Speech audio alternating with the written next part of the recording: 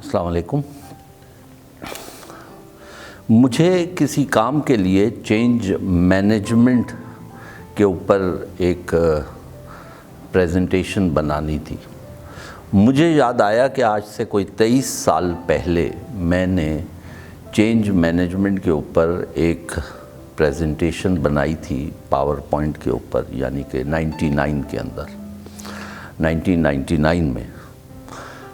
تو آپ کے خیال میں نے کتنی دیر میں وہ فائل تلاش کی ہوگی؟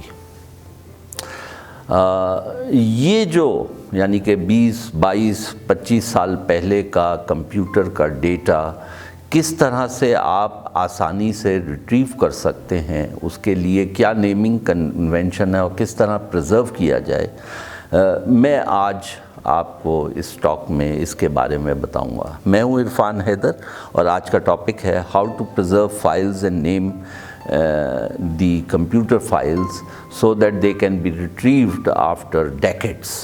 یہ ہے عام طور پر میں نے لوگوں کے کمپیوٹر کے اوپر جب میں دیکھتا ہوں، فولڈرز کو دیکھتا ہوں، تو ان کی جو ہوم اسکرین ہوتی ہے اس کے اوپر کوئی 50-60 فائلیں پڑی ہوئی ہوتی ہیں.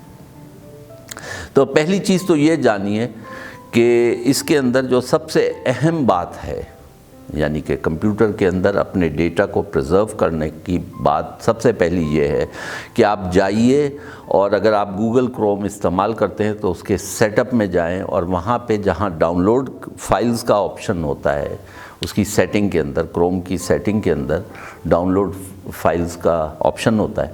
اس میں جب آپ جائیں گے تو وہ پوچھتا ہے کہ آپ کی ڈاؤن لوڈ کی کون سی فولڈر ہے. عام طور پر وہ اس کا نام ڈاؤن لوڈ ہی ہوتا ہے. آپ اس کو ختم کر کے اس کے نیچے ایک اور آپشن ہوتا ہے ask me where to store the file. تو سب سے پہلے تو اس کو آن کریے. اس سے فائدہ یہ ہے کہ جب بھی آپ کوئی فائل ڈاؤن لوڈ کریں گے تو وہ آپ سے پوچھے گا کہاں سیو کرنا ہے. اب یہاں پہ جب ہم آتے ہیں تو اور خدارہ اپنی فائلیں ہوم جو جگہ ہے، جو ڈیفالٹ ڈائریکٹری ہے، اس میں نہ سیو کریں، کیونکہ آپ کو فائلیں جو ہیں چند سال آپ کا کمپیوٹر رہے گا، پھر آپ کہیں اور چلے جائیں گے، اس سے بڑی ہارڈ ڈسک آ جائے گی، نیا کمپیوٹر آ جائے گا، آپ کو وہ ڈیٹا اٹھا کے دوسری جگہ جانا ہے. تو سب سے پہلی چیز تو یہ کرنی ہے کہ آپ ڈی یا ای ڈرائیو کے اندر جو بھی آپ کے پاس اویلیبل ہے وہاں پہ ایک فولڈر بنائیں، اس کا نام رکھیں ڈیٹا، اور اپنی سارے فولڈرز اس ایک فولڈر کے اندر ڈال دیں. یعنی کہ جب بھی آپ کو ڈیٹا موو کرنا ہے تو آپ کو ادھر ادھر جانے کی ضرورت نہیں ہونی چاہیے. سارا کا سارا ڈیٹا آپ کا ایک جگہ ہوگا. پروگرامنگ وغیرہ کی فائلز ہیں وہ ادھر ادھر کہیں کرتے رہے، لیکن ڈیٹا ہمیشہ ہو. عام طور پر اس میں ایک اور مسئلہ آتا ہے کہ آپ کا جو ڈیٹا ہوتا ہے اس کی تو چھوٹی موٹی بہت ساری فائلیں ہوتی ہیں، لیکن جو پکچرز اور ویڈیوز ہوتی ہیں وہ ایک دم بہت بڑی بن جاتی ہیں. تو ہو سکتا ہے اس کو ایک کسی اور ڈرائیو میں آپ کو سیو کرنا پڑے. تو اس ڈرائیو کے اندر بھی آپ ایک ڈیٹا کے نام سے بنا لیں، میڈیا ڈیٹا، اور میڈیا کی فائلیں اس کے اندر جو ہیوی فائلز ہیں وہ آپ وہاں رکھیں، اور اپنی جو پکچرز یا چھوٹی والی فائلز ہیں وہ ساری کی ساری کوشش کریں کہ آپ کا سارا ڈیٹا ایک فولڈر کے اندر ہو، تاکہ جب آپ کو موو کرنا ہو تو وہ آسانی سے ہو جائے. یہ ہو گیا پہلی بات کہ پریزرو کیسے کیا جاتا ہے. قصہ مختصر، آپ کو سارا ڈیٹا، آپ کے سارے فولڈرز ایک فولڈر کے اندر ہونے چاہیے، جس کے اندر آپ اپنے نام سے، فرض کریں ڈاکٹر، جیسے میرا نام عرفان حیدر ہے تو میں ڈالتا ہوں عرفان حیدر ڈیٹا. ڈیٹا پہلے ہوتا ہے پھر نام ہوتا ہے تاکہ آپ کو ہمیشہ مل جائے. اس کے علاوہ میں ڈیٹا کے نام کا اور کوئی فولڈر نہیں بناتا تاکہ سرچ کرنے میں آسانی ہو.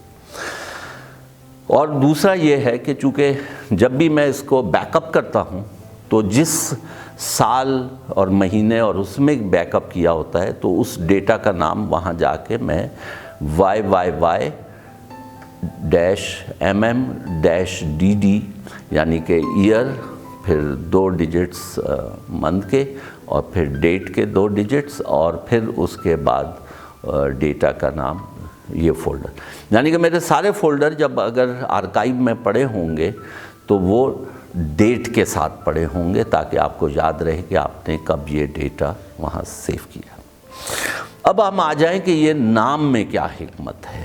اس کے اندر میں کریڈٹ دوں گا ڈاکٹر جاوید غنی کو. میں ان کے ساتھ ایک پروجیکٹ کر رہا تھا 1996 में, 1996 के अंदर वो FBR, उस ज़माने में CBR कहलाता था, सेंट्रल बोर्ड ऑफ रेवेन्यू, उसके लिए हम एक प्रपोज़ल बना रहे थे। मैं IBA में था, वो लम्स में थे डॉक्टर जावेद ग़नी, लम्स के अंदर डॉक्टर ज़हूर थे और IBA के अंदर डॉक्टर पाशा थे। तो उनके इश्तराक से ये प्रोजेक्ट का प्रपोज़ल बन रहा था।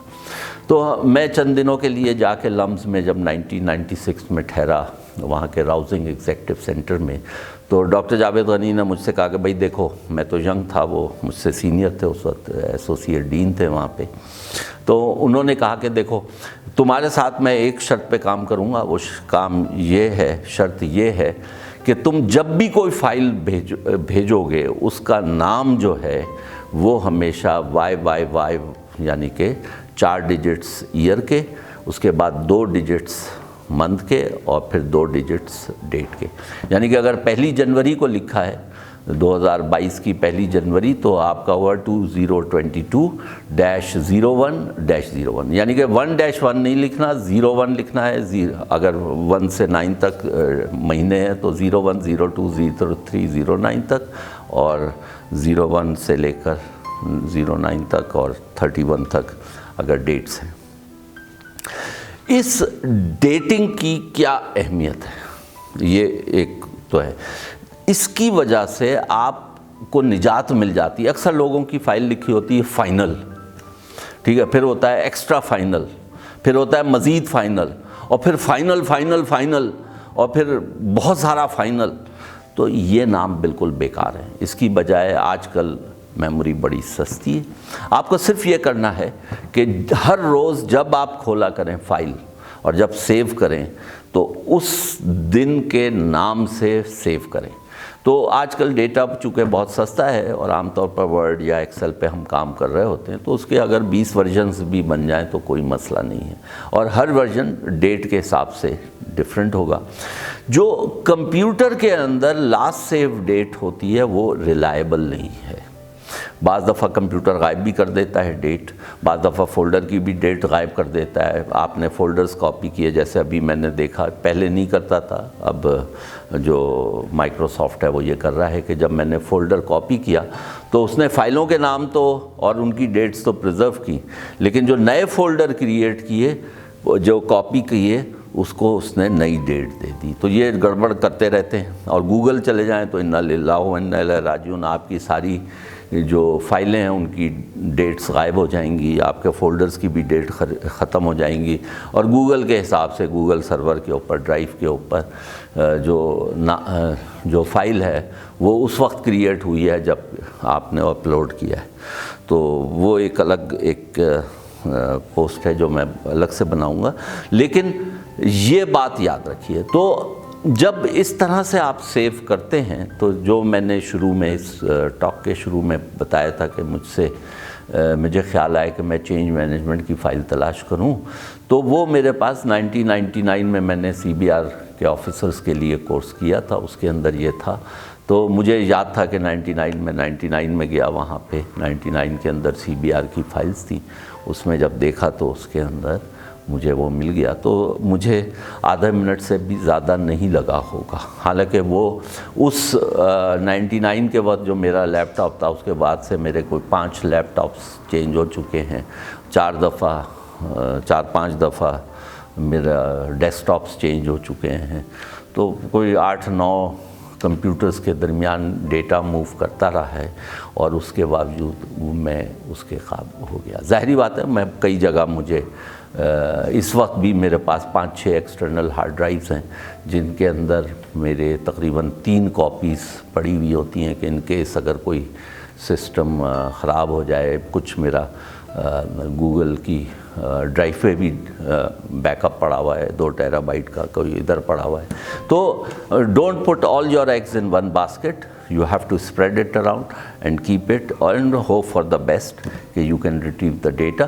But the discipline of naming the files is your lifesaver, and that's how you will be able to retrieve your old files. And you have to do the same thing with your pictures also, क्योंकि ये जो auto archiving जो कर रहा है, ये उनके system में तो बहुत सही है। जब तक सारी तस्वीरें गूगल के पास पड़ी हैं یا سیمسنگ کے پاس پڑی ہیں یا آئی فون کے پاس پڑی ہیں، اس وقت تک تو ہیں، لیکن ان ساری تصویروں کا کنٹرول ان کے پاس ہے، وہ تصویریں آپ کی نہیں ہیں. Any thing that you upload on Google اور ان آئی فون وہ پھر ان کی پراپرٹی ہو جاتی ہے، آپ کی نہیں ہوتی. آپ کوشش کر لیں ان فائلوں کو دوبارہ ریٹریو کرنے میں. اگر بہت سارا آپ کے پاس ڈیٹا ہے تو آپ خرچ ہو جائیں گے اس فائل کو دوبارہ ڈاؤن لوڈ کر کے کسی اپنے سسٹم میں رکھنے کے. وہ ایک الگ موضوع ہے، کسی اور وقت کروں گا. شکریہ بہت.